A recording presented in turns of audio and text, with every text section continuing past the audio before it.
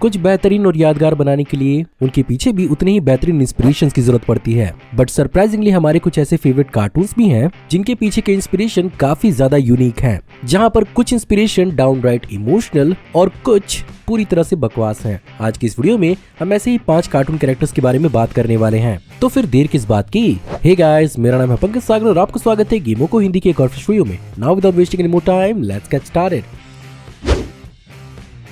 तो चलिए सबसे पहले शुरुआत करते हैं मिनियंस से, जिन्होंने अपने stupid yet cute and adorable acts और लुक से सबका दिल जीता था। अब वैसे तो डेस्पिकेबल मी फ्रेंचाइजी के अंदर इस बात को एक्सप्लेन किया गया था कि ये मिनियंस बेसिकली एक सिंगल सेल्ड ऑर्गेनिजम्स थे और हमेशा पावरफुल लोगों और बींग्स के साथ ही रहा करते थे।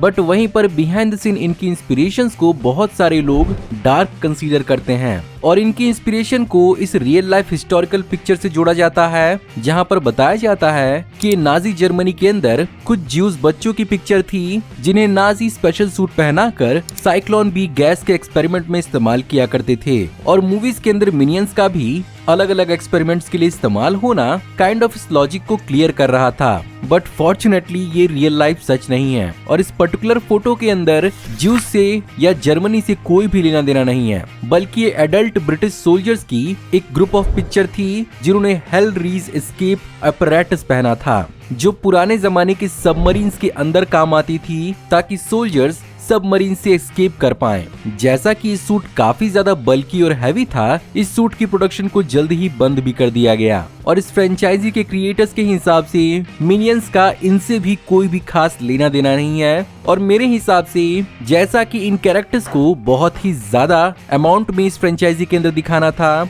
इनके डिजाइन को जानबूझ के सिंपल रखा गया था और इस प्रकार से रखा गया था कि इन्हें बार बार इनके अलग अलग वर्जन्स को बनाया जा सके।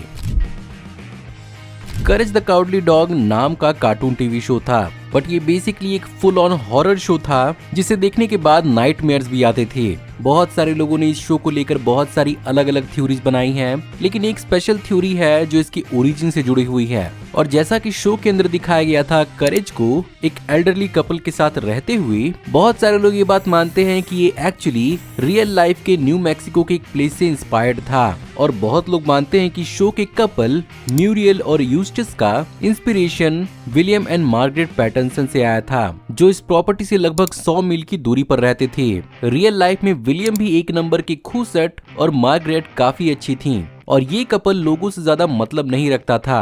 बट मार्च 6, 1957 के बाद ये कपल अचानक से गायब हो गया और बहुत सारे लोग अलग अलग थ्योरीज आज तक निकालते रहते हैं, बट इनकी मिस्ट्री सॉल्व नहीं हुई। अब वैसे तो इस शो के क्रिएटर्स ने इस बात का दावा किया है कि वो इन दोनों ही चीजों से इंस्पायर्ड नहीं है, बट फैंस ने तो अपने डॉट्स जोड़ ही लिए। अब आपने 80s और 90s की जंगल बुक देखी हो, क्लासिक डिज्नी की जंगल बुक देखी हो या मॉडर्न री इमेजिन डिज्नी की लाइव एक्शन जंगल बुक देखी हो, कहानी से तो आप सब वाकिफ होंगे कि एक इंसान का बच्चा जंगल में छूट जाता है और भेड़िए उसे पालते हैं और वो एक्चुअली जंगल का ही बन के रह जाता है। लेकिन ये सारी की सारी चीजें रुडयार्ड किपलिंग की ओरिजिनल नॉवल पर बेस्ड थी, जिसे एक्चुअली 1894 में पब्लिश किया गया था। पर क्या रुडयार्ड किपलिंग कहीं से सचमुच इंस्पायर्ड हुए थे? वेल, इस बात की पूरी पॉसिबिलिटी है, जहां पर एक्चुअली 1867 में यानी रुडयार्ड किपलिंग की ओरिजिनल बुक से सालों पहले एक मेल नरिश्ड एडल्ट मेल जंगलों के बीच में मिला था, जिसकी हरकतें बिल्कुल जानवरों जैसी थी और वो इंसानों जैसा बोल और समझ नहीं सकता था और वो जानवरों का कच्चा मांस खाना प्रेफर करता था। ब्रिटिश फाउंडर्स ने इसे इसका नाम दिया दीना सनीचर और पॉसिबली रुडयार्ड किपलिंग के लिए ये एक बहुत बड़ा इंस्पिरेशन बना था। बट शायद आपको जानकर हैरानी हो कि ये एक इकलौता केस नहीं है और थ्रू आउट द वर्ल्ड और थ्रू आउट द हिस्ट्री ऐसे बहुत सारे केसेस देखे गए हैं जहां पर कई सारे बच्चे अपने एडल्टहुड या टीनेजर्स टाइम तक जंगल में सरवाइव और जानवरों के साथ रहना भी सीख चुके थे।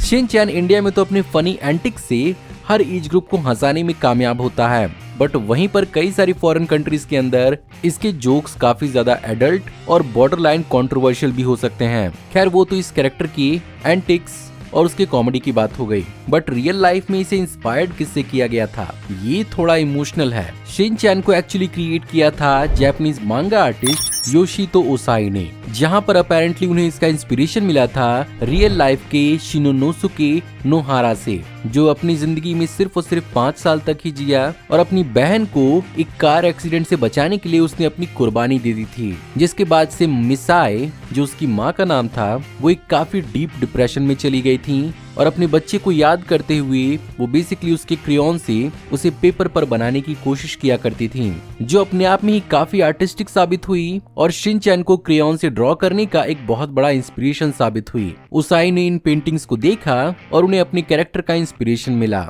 और आज हम शिनचैन को किसी और ही रूप में जानते हैं और ये बेसिकली एक वर्ल्ड वाइड फिनोमेना बन चुका है।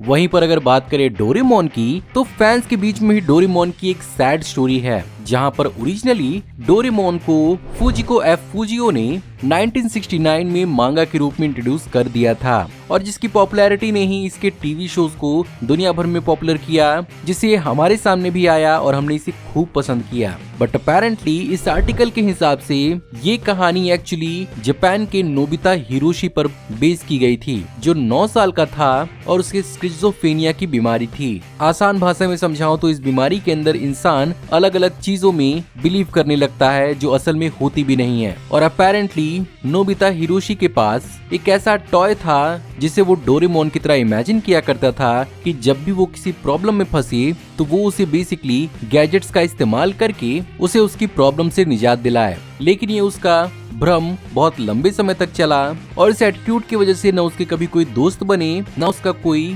साथी था और अल्टीमेटली घर वालों और डॉक्टर्स के बार बार मना करने के बावजूद भी कि डोरेमोन जैसा कोई बीइंग नहीं है, वो नहीं मानता था और अल्टीमेटली एक दिन उसने इन सब से छुटकारा पाने के लिए अपनी जान ले ली। बट क्या ये कहानी सच है? एक्चुअली ऐसा बिल्कुल भी नहीं है। अगर आप इस आर्टिकल के नीचे ध्यान से पढ़ोगे तो उसमें पता चलेगा कि इस आर्टिकल के राइटर ने खुद जानबूझकर इस स्टोरी को लिखा था, इस बात को साबित करने के लिए कि फेक न्यूज कितनी आसानी से फैल सकता है। सच कहा जाए तो फुजिको एफ फुजियो को इस कैरेक्टर को बनाने का इंस्पिरेशन टाइम से मिला था और वो बेसिक टाइम ट्रेवल एडवेंचर्स को बच्चों के लिए बनाना चाहते थे। साथ ही साथ वो बच्चों को इंस्पिरेशन देना चाहते थे कि वो अपनी जिंदगी में प्रॉब्लम्स को कैसे सॉल्व कर सकते हैं। सो ऑफ कोर्स ये कहानी पूरी तरह से बकवास थी।